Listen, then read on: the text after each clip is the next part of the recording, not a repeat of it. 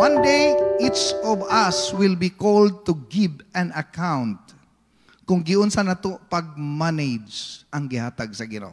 So, naiduha ka book verses nga kuhaan na tog basihan karon. Okay? Unahon na to ang Luke 12:48. For everyone of whom much is given. Okay? Ang uban diri, daghang kayo gipiyal ang Ginoo sa inyo ha. Yeah, ang word sa Ginoo diri, much will be required. Mo ni hadlok. Kung daghan, kung gibinlan kag milyon ang i-account sa imo. Kung gitagaan kag 500 ra po'y i-account sa imo. Okay? Di man ka paninglan sa wala sa imo. Dili man ka kwintahan sa wala sa imong kamot. Okay? So kani siya in every aspects. To whom much has been committed.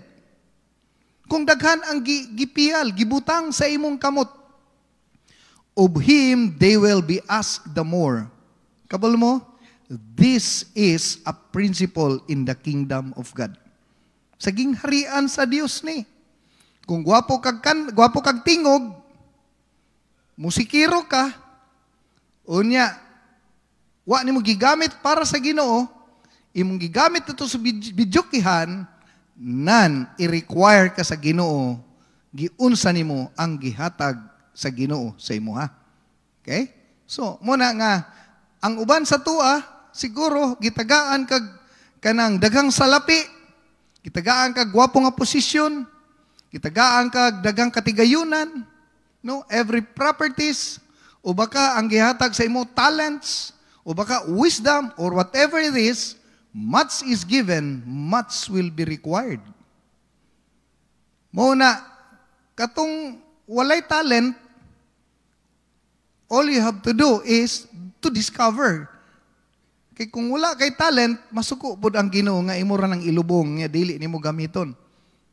Okay? So, atong makita no nga example na to si Pastor Frank diri sa atong church, ang pinakadako nga accountability diri si Pastor Frank. Kaya nga naman, much is given. Dito ko sa Sikihor last week, ang church attendance, 10 lang. So, maura po ito'y, gihatag siya din, maura po ito'y i-account sa iya. Okay? Ang problema, dako og kwarta nga moabot sa church, dagag tao nga moabot sa church, daghag paninglan ang Ginoo sa iya. Ang uban sa tua, ang ipaningil sa imos Ginoo, katurang gamayng sweldo nimo, wa pa gyud nimo gamita. Wa pa kay ministry, wa pa tay maayong relasyon sa pamilya, ang pangutana, unsa may ipaningil sa Ginoo sa imuha. So, ang point na to diri, namo tay gitawagod nga accounting time. Naagi panahon nga pangitao na sa Ginoo. Okay? So that is the universal principle in the kingdom of God. Si Jesus Christ nag-ingon ana. Another, Matthew 25, verse 29, for to everyone who has, more will be given. Ang background, ani, katuning 2 talents, 1 talents, o 5 talents. Sa science pa ni siya, naadiri ang gitawag nga, the law of use. The more you use, the more you will gain more. Muna siya gitawag no nga principles. Okay? So, everyone who has, more will be given. Kay imo mang gigamit, imo mang giampingan ang gibutang sa imo, nan dungagan ka. Kita ninyo? Kuya ning prinsipyo sa Ginoo, no? The more nimo ihatag sa Ginoo, kay imo mang giisip nga naa kay tulubagon diha, dayon imong ipagamit. Pag imo nang ipagamit, then ingon ang Ginoo, and He will have abundance. Masaligan ka pa. Grabe. No? Muna manghigala nga kitang tanan, kung di tani masabtan nga prinsipyo, mawad-ag meaning atong pagkakristohanon. Simba lang ta, uli, simba lang ta, uli. Dawat tag sweldo, dawat tag kwarta, dawat tag bonus, gastos diri, pagkahurot, trabaho na pod, pagkahurot, mga pital na pod, ang ending, mga abroad na lang. Kaya para lang yun, makabutanan, nagtuyok-tuyok ka, your life is moving into circle. Kaya nga naman, kung ikaw wala naglantaw sa accountability.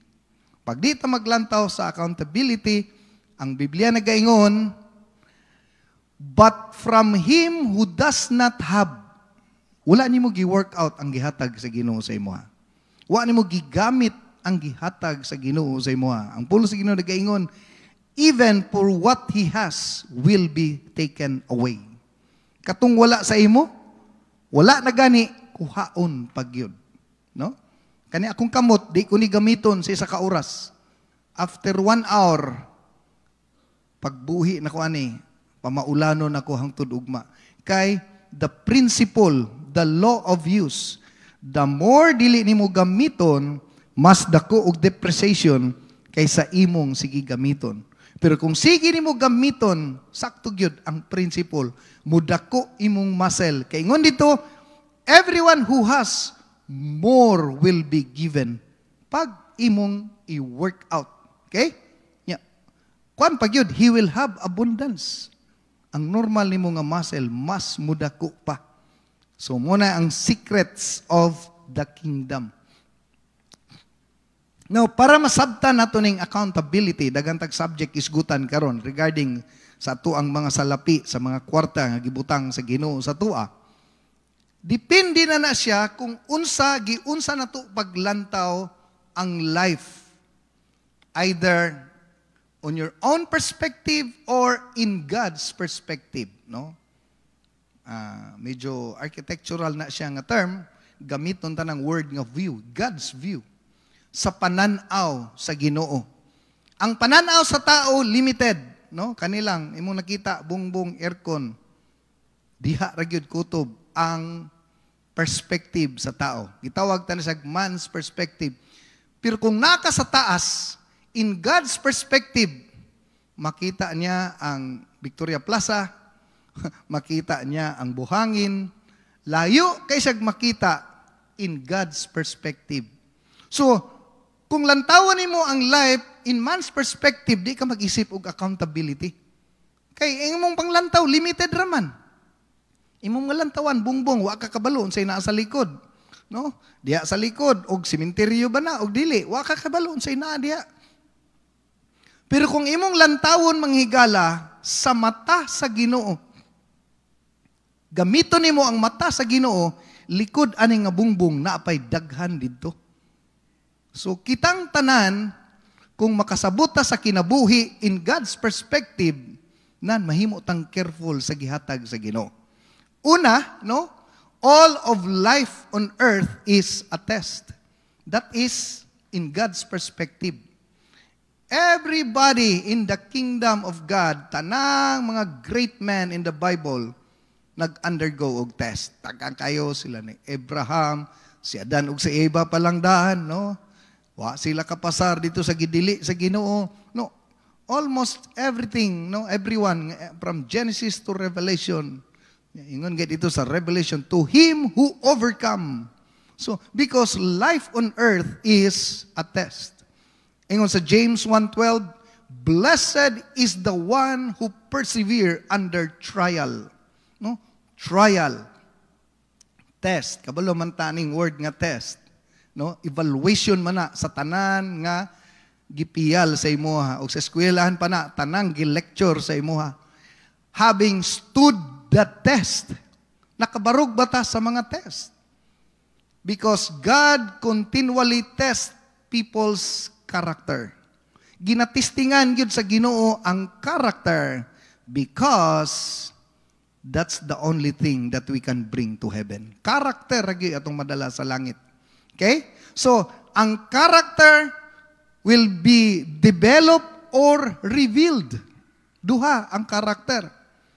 Kung mo-respond ka sa test, nan ma-develop ka. Pero kung mo-retaliate ka sa test, then ma-expose ang imuhang life diri sa earth. So diri sa earth, kung imong isipon, nga ang life is only a temporary assignment. No? Temporary assignment. Dili ta hangtod sa hangtod diri. Psalms chapter 90 verse 10. 70 lang ang approximate. Approximate. Kumbaga, calculated. Kung imong ampingan, pwedeng mahimong 80 nga gihatag sa Ginoo. Kung ako karon 50 years old, naa pa ko'y 20 years nga i-account. Kanang 20 years, dipindi pa na og unsaon nimo na paggamit sa Ginoo. So, dapat lantawon na to ang life in God's perspective. Another, all of life on earth is a trust. Grabe no? Test and trust. That is the key. Once makasabot ta aning test and trust, then makita na to ang common denominator niya na accountability. Tulubagon. Manubag tang tanan sa Ginoo. Okay? So, tungod sa reality, wa gitay ato. Tanan nga giila na tong ato, di gyud na ato. Kay nga naman, steward lang ta. Trustees. Gipiyal lang na sa Ginoo sa imuha. Muna nga gidesign sa Ginoo nga ang atong edad no, mutaas. Gidesign na sa Ginoo. Every day we are getting closer to death. Gituyo na sa Ginoo nga ang edad sa tao mutaas. Kay kabalo ang Ginoo nga ang tao di gusto mo biya sa kalibutan. So gibutangan niya na manghigala og purpose para kita makasabot that this life is only temporary. Matthew 25:21, no, ingon siya, the Lord said to him, "Well done, good and faithful servant, since you are faithful over few things." Kay masaligan man ka sa gamay, then pialan ta ka sa mga dagko nga butang. I will make you ruler over many things. Okay? Bago lang ko abot, nag-revival ko gikan sa Siquijor, no? Pagsulod na mo sa hotel, 3.8 ang hotel. 3.5, mahala po sa mga hotel. Wa mo ilain diri, miss. Kung dili ka steward from the word trust, walay nakakita. No? Basin ko nga, sige lang, charge bitaw ni, ang church bitaw mo support sa ko, ani? Kanang word nga steward, no? Maasahan ka. Naku, miss, wanay mas barato, ani? Tanaw may na dito, 1-2. Kana lang, miss. Sir, di mo kakita sa boulevard, di mo kakita. Miss, di biya ni amo ang kwarta. Muna ang word, test and trust. It's up to you. Unsaon nimo paggamit. Kay one day, i-account ta sa Ginoo. Kung ang imong kwarta, gipalit nimo mangigala sa mahal kayong cellphone. No? Katog yung mahal kayo. Pero kung naay mga challenges, naay usa ka church nga kung nadtuan dito, nga puro palang pusti. No? Puro palang pusti ug atop. Manimba mi ang mga tao, mangagi dito sa kalsada, makita na mo dito nga among mga bangko na pa sa balas. Unya ang nanglingkod perting gwapuhag cellphone. Mahalon og cellphone. Yan ay mga sakyanan na i-account kita tanan sa Ginoo. I-account sa Ginoo meaning ang kwarta nga gihatag sa Ginoo sa imuha, paninglan ka sa Ginoo ana. Nagisgot ta og financial accountability. Sumona ang pipila sa tua, bisan pag faithful ka sa church, pero basin, dili ka faithful. Dili ka masaligan sa imuhang finances. Okay? Klaro kaayo. Kung makasabot nga, life is a test, life is a trust, then therefore, wa kay angay, no, saom na nimong bilyon sa bangko nga, mamatay ka, imor man ang ipasa sa imong anak. Okay? Last Sunday, nag-subject kong accountability nga first introduction nato. Pagkahuman gyud nato Sunday school, naaday ning duol sa kuha, naranadri diya sa likod, no? Ingon siya, na ako'y gwapo kaing microphone, dugay na ni, pero basig paninglan daw siya sa Ginoo. So, gi-assign na nako to sa usa ka pastor nga ang microphone nga gihigtan og scotch tape. Ingon ko, karong pastor's meeting, na ay muhatag sa imuhag microphone. Kaya nga naman, nakabalo ka sa purpose. Unsao man na nimong gitagu-taguan nimo nga mas daghan pag nanginahanglan. Okay? So mao na nga kung malantaw na to ang life in God's perspective na daghang kitag dapat masabtan. Hallelujah. Luke 16 verse 10. No, isa ni sa mga guwapo o highlights nga verse sa atong pagpangalagad sa Ginoo. Ingon diri, whoever can be trusted. Balikon nako, life on earth is a trust. Kung kinsa man ang masaligan sa gamay,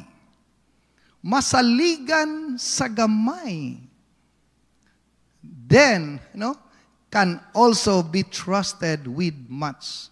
This is a kingdom principle. Di ganini mo ma-discount.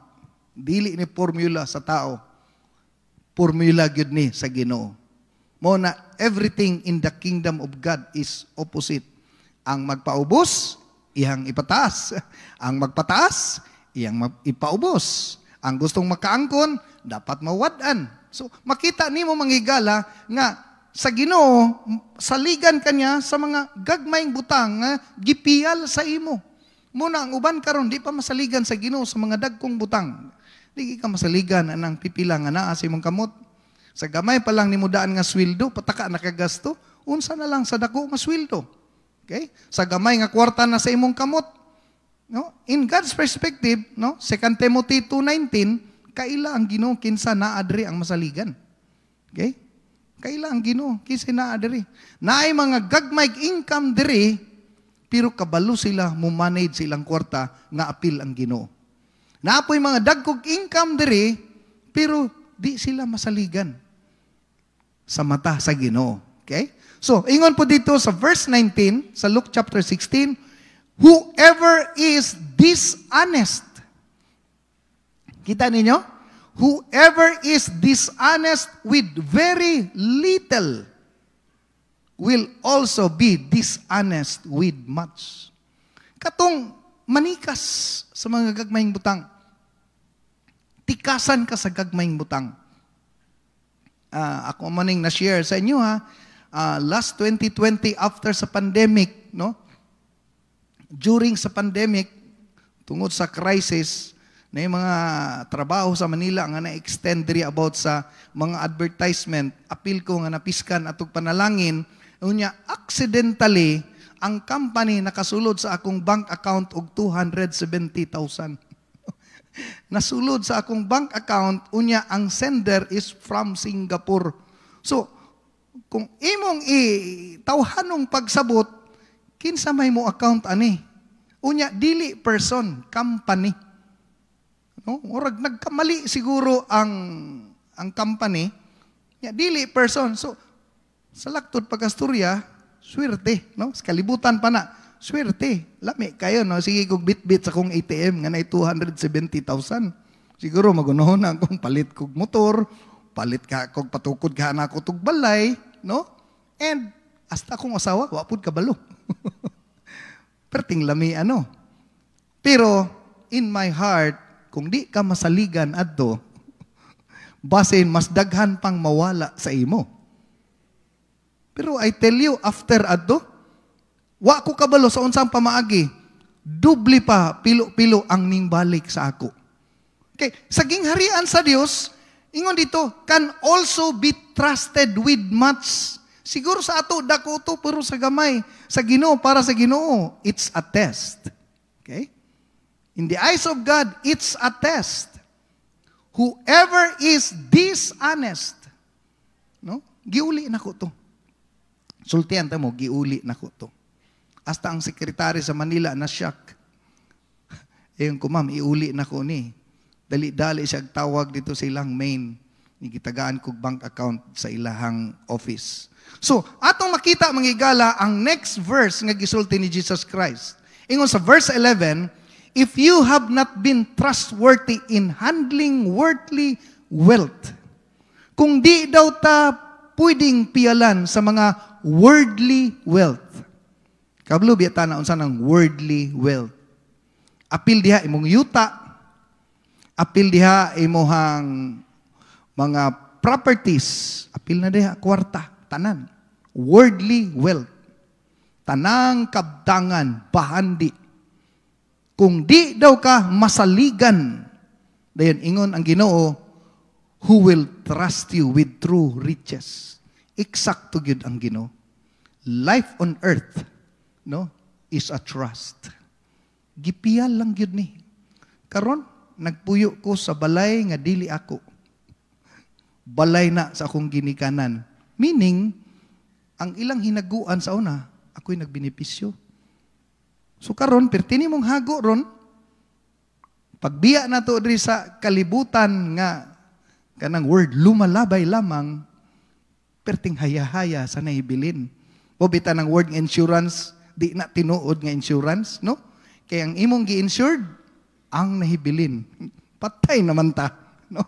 Pero tinatong bayad sa insurance, pagkamatay nimo, mingon din ang nahibilin, hay, salamat, insured. No? Nakadawat ba ka? Wa kay nadawat. Ikaw sigig bayad, ala, bayad ka St. Peter, bayad ka sa Utah, grabe ni mong bayad. Pagkamatay na to, bang! Ingon ang nahibilin, wa gid siya naghatag labad sa ulo. No? Ug di pa na niyo biyaran, pastor, wa pa kay kalugman. Na, problema na sa gobyerno. Wala naman ka. Okay? Wala naman ka. Anong problema man ka? Nalubong kayo ng NPA ng way address, ikaw pa hinoon. No? So, makita ni mo manghigala nga, it's a perspective. No? Ingon dito sa verse 12, and if you have not been trustworthy with someone else's property, klaro kayo ang Bible. Kabalo mo, si Jesus Christ nag-explain ani. Who will give you the property of your own? So, kanideng mga tao karon nangigala, nga nanggabuhing honest, ang ilahang mga income, always yun na ay part ang Ginoo sa ilang life. Gina-consider gina siya sa Ginoo nga trust. No? Gisaligan ka sa Ginoo. Di pa na nimo makita karon, no? Walay magic formula nga overnight sa Ginoo. Everything the kingdom of God is operated by process. Okay? Ingon dito sa verse 13, gi-conclude sa Ginoo, no one can serve two masters. Money and God. Mora sila'y kompetitor. Walay laing mo replay sa Ginoo, sa tao, sa heart. Kwarta ra gyud. Okay? Tungod sa kwarta, daghan kayo ang na-derail, na sidetrack, no? Nawala na sa ilang pagpangalagad sa Ginoo. In fact, kung maghatag taog evaluation, ang uban wala diri, kwarta gyapon hinungdan. Okay? So, ingnana manghigala. So, padayon ta.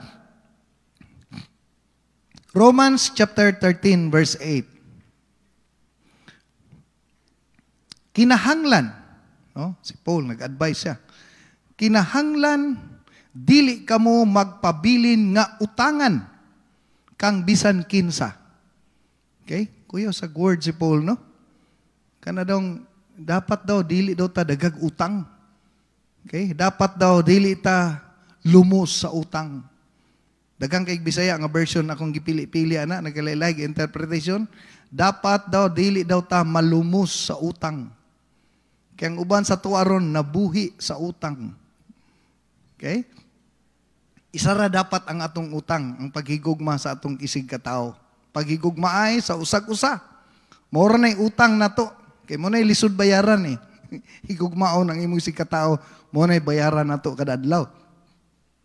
Pero sa tawhanon, kinahanglan daw, dili ta magpabilin nga utangan. Kaning mga nanginabuhi sa utang, by circumstances, ang uban, wala nila gigusto, either nag-anto sila sa utang sa ilang ginikanan, pero ang uban pod, murag nahulog nga kanang gitawag ba nga willing captive. No? Nautangan siya kay nasa'y gustong maabot to the point kay dili lagi steward, no? Dili kabalo mo budget. Okay? Dili siya kabalo mo handle sa gihatag sa Ginoo. Na mo nang ang kinabuhi na puno sa utang. Nya.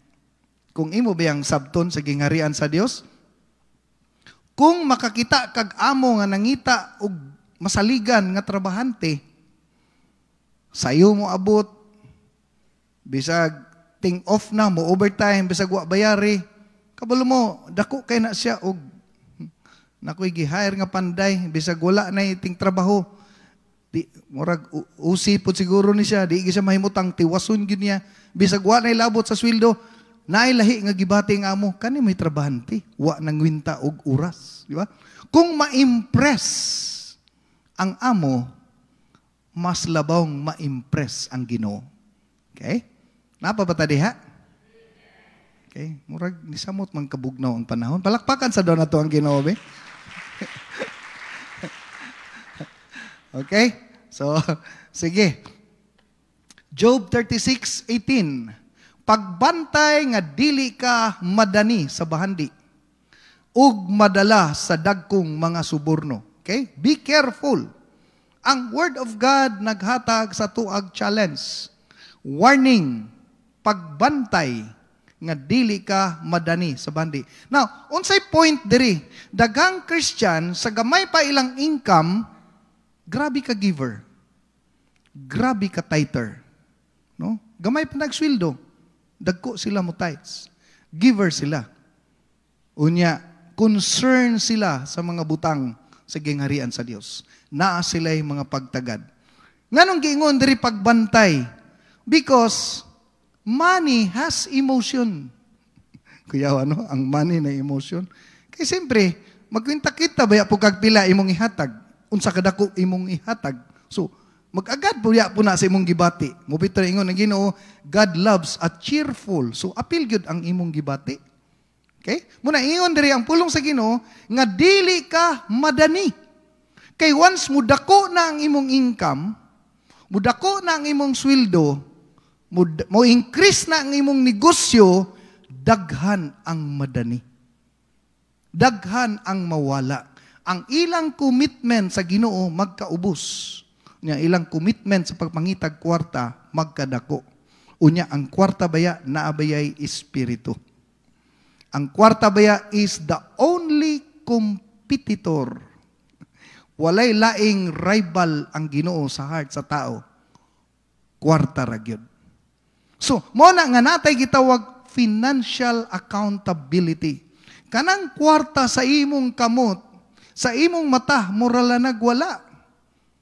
2 Timothy 2:19, pero sa mata sa Ginoo, sa mata sa Ginoo, Hebrews 4:12, ginasusi niya ang imong mga plano, imong mga motibo, ang imong mga intention. Accountability.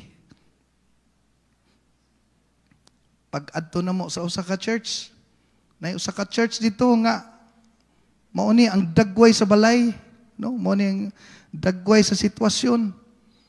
Ito igang may na lang ni akong asawa nakasabot sa word accountability. Perte na tong tulog-tulog, perte na tong hayaya, ang mga alagad sa Ginoo diri nag-antos. Nakasabot siya sa word accountability. Ingon ang Biblia, pag masaligan ka ana, mas daghan pag isalig ang Ginoo sa imo. No? Ana rin, dugang kong isa ka electric pan. Paplaywurin ni tanan diri. No? So, muna makita niyo ba, ug buto naon kung negosyo ang among giadto dito sa among giribaibalan, lugi. Kung negosyo, lugi. No? O si Pastor Roy pa, inag-revival ninyo dito sa amo, panaguon daw niya ang tanang bangko o electric pan. Para daw muhatag me. May isa ni style, no? Ayos na kayo, Pastor Roy. No? So, ikaw sala, ikaw naa ka diri. Kay mao man atong simbahan. Moabot ang time makabisita kag simbahan, nya perti na nimong pay atong simbahan na wala kay accountability. Sa kadaghan sa imong kwarta, wa jud nimo naisipan nga ikaw ang gikonbikta unta sa Ginoo nga mohatag electric pan. Kay nga naman, walay accountability. Sumuna nga, moabot ang panahon, di kita kaikyas. Mga tubang ta sa Ginoo, unya ang kwarta mudani sa tuwa. Okay? So, Romans chapter 13, verse 6 hangtod sa 7, diri na tas mga negosyante ron. Likay-likay kita ni ron. Bantay-bantay mga negosyante. Mao kani ang hinungdan nga magbayad kamo mga buhis.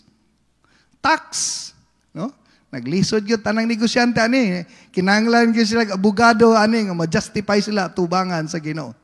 Kay ang nag-alagad sa Dios, ang mga punuan sa pagtuman nila sa ilang katungdanan, busa bayad kamo sa mga buhis nga gipangayo gikan kaninyo ug ipakita ang inyong pagtahod ug pagpasidungog kanilang tanan.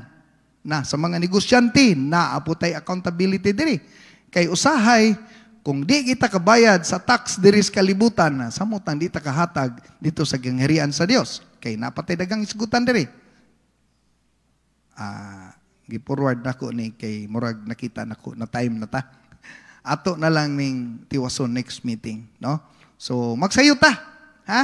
Magsayuta kay kitang tanang kwarta nga naa sa imong kamot, ang uban sa tuwa diri wala ga tithes. Sa tanan nga wala ga tithes, maabot ang panahon i-account ta sa Ginoo.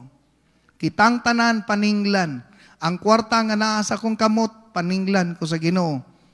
Si Pastor Frank paninglan pud ni sa Ginoo sa kwarta nga gihatag sa Ginoo saya sa church.